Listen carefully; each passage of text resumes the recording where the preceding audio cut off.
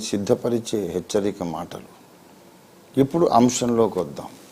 మన మూలవాక్యం ఏమిటో మీకు జ్ఞాపకం ఉండే ఉంటుంది.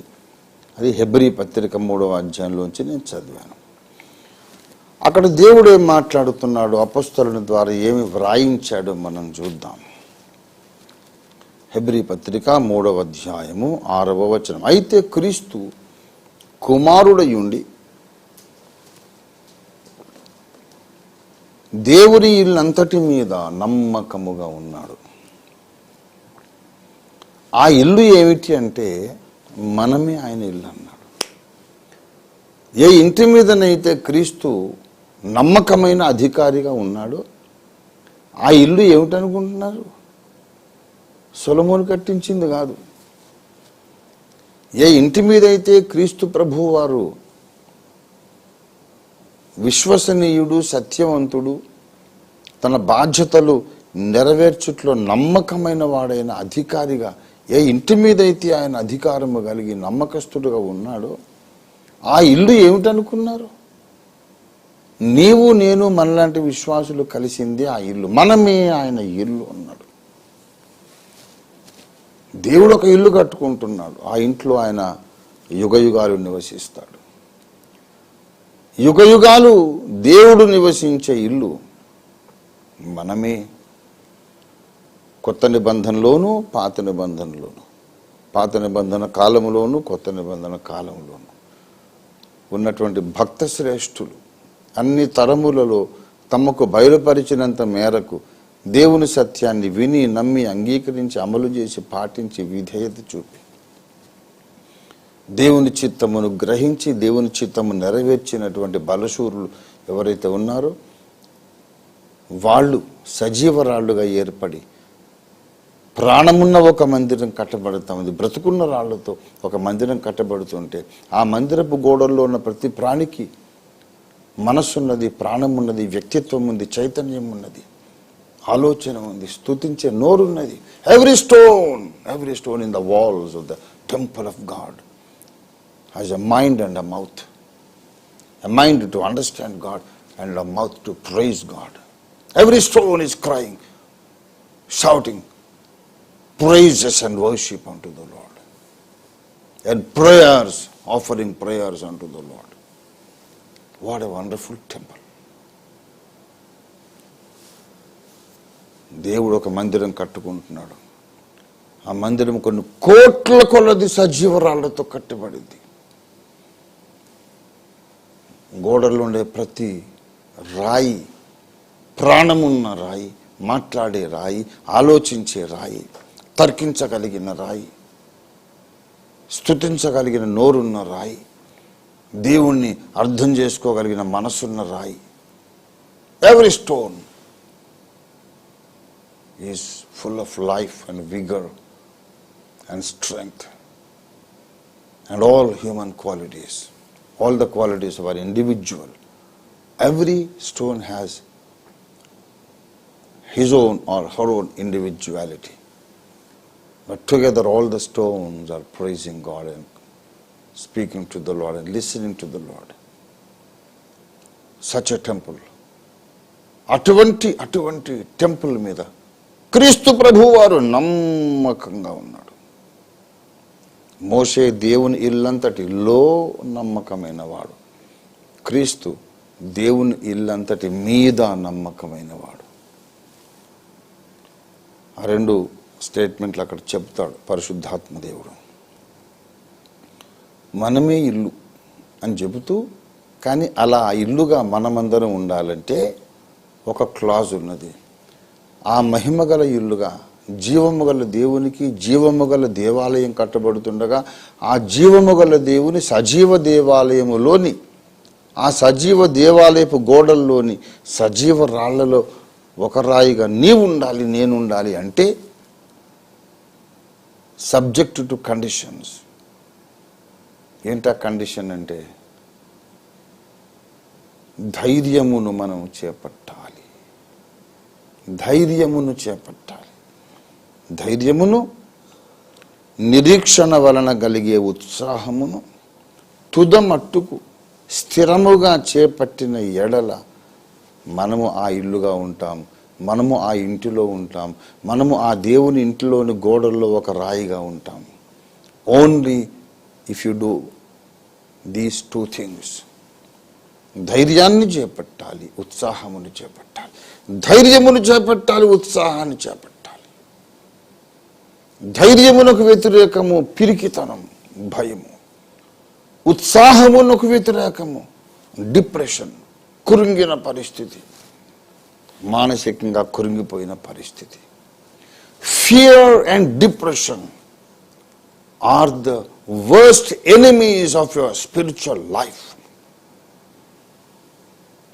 భయము, కురింగిన పరిస్థితి, మానసిక స్థితి నీ ఆత్మీయ జీవితానికి అతి ప్రమాదకరమైన శత్రువులు.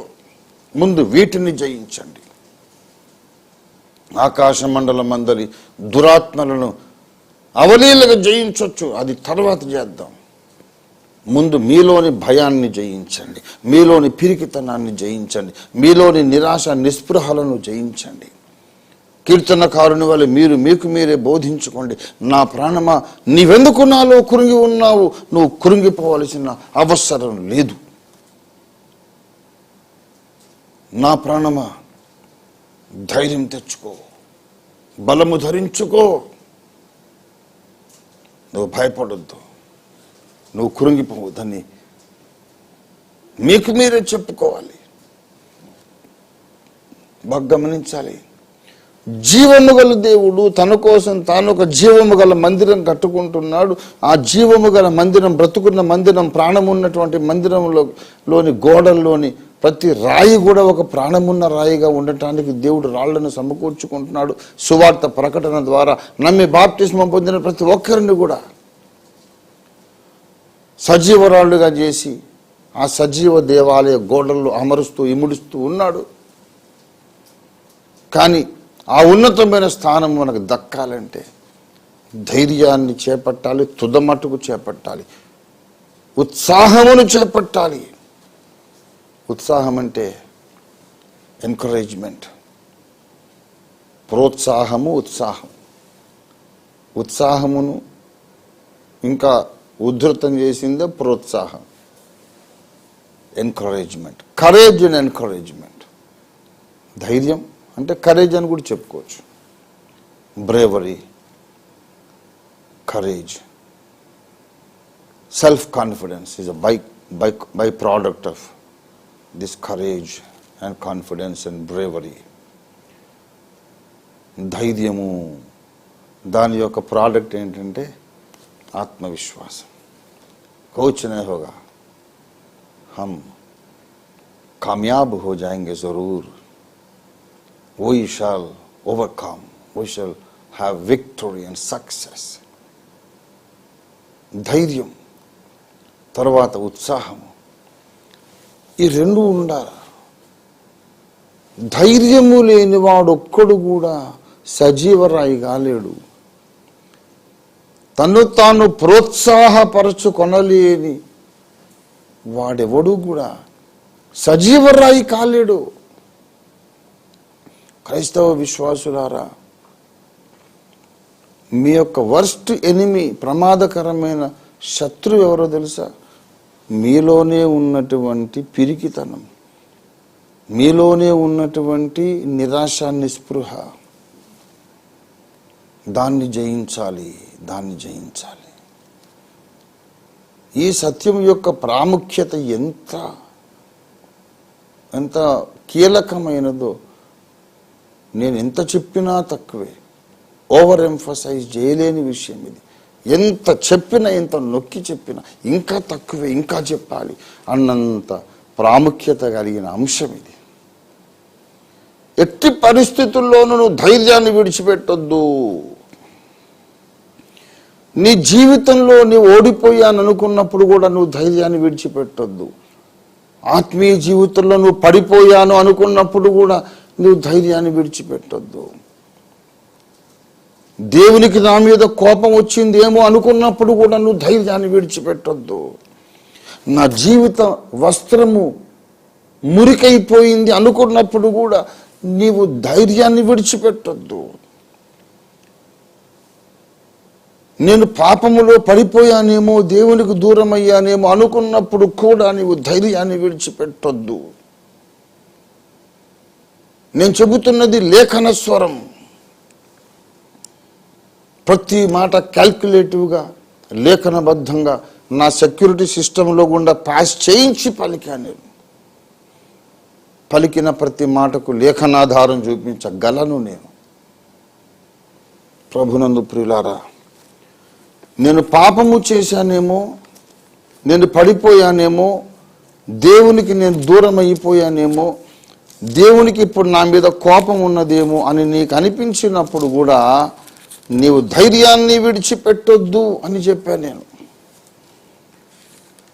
ఎట్టి పరిస్థితుల్లోనూ నువ్వు ధైర్యాన్ని విడిచిపెట్టొద్దు. ప్రభునందు ప్రియులారా, 94వ కీర్తనలో దావీదు భక్తుడు ఏం చెబుతున్నాడో చూడండి. 18వ వచనం, నాకు కాలు జారేను అని నేను అనుకోనగా.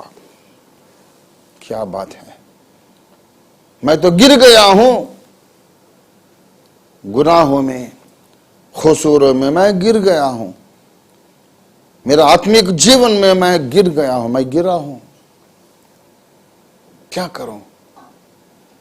ऐसी कमजोरी आ गई मेरी जिंदगी में, चल नहीं सका, मैं आगे नहीं बढ़ सका,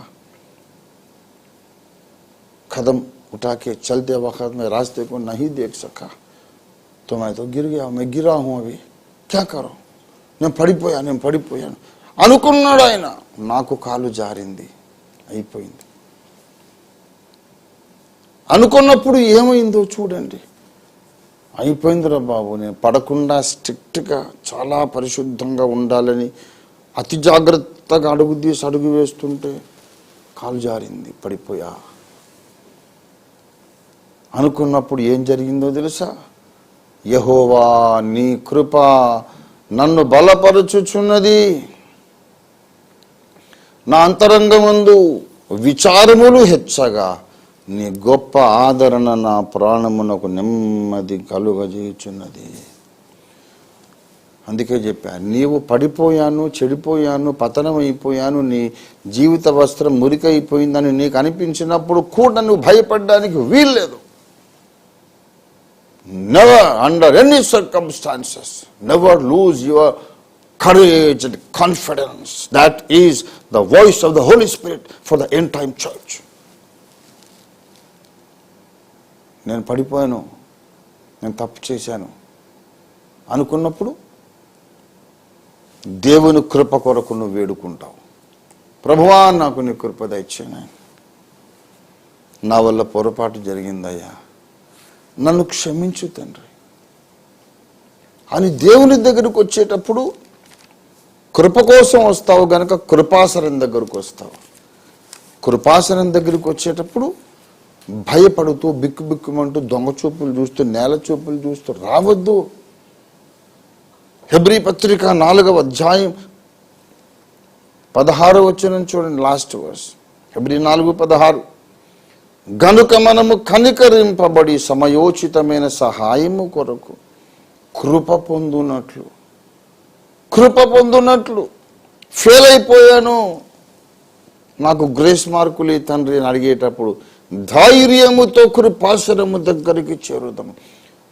భూమి మీద ఉన్న పాస్టర్లందరూ వినండి, మీరు పడిపోయినారని, మీలో బలహీనతలు ఉన్నవని, మీ పరిశుద్ధత పాడైపోయిందని, మీ జీవిత వస్త్రం మలినం అయిపోయిందని దుష్టుడు మిమ్మల్ని బలహీనపరుస్తున్నాడు. అది వాడికి అనవసరమైన సబ్జెక్ట్. అది మన అంగి మురికైతే నేను నా యేసయ్య చూసుకుంటాను, నువ్వు నీ యేసయ్య చూసుకుంటారు. వాడెవడు మాట్లాడడానికి? వాడేమన్నా మన రక్షకుడా? రక్షణలో మనకు సహాయకుడా వాడు? ఆ బద్మాష్ గాడెవడండి మన పరిశుద్ధత గురించి మాట్లాడడానికి? రక్తమిచ్చి ప్రాణమిచ్చి మన కొనుక్కొని యేసయ్య మాట్లాడతాడు, యేసయ్యకి నేను సమాధానం చెప్పుకుంటా. వాడేవాడు? నువ్వెవడరా మాట్లాడడానికి అని గద్దించి గదమాయించి 4 తన్నులు తాను వెళ్ళగొట్టిన వాడిని. సైతాన్ గాడు మాట్లాడుతుంటే రెస్పెక్ట్ చేయొద్దు.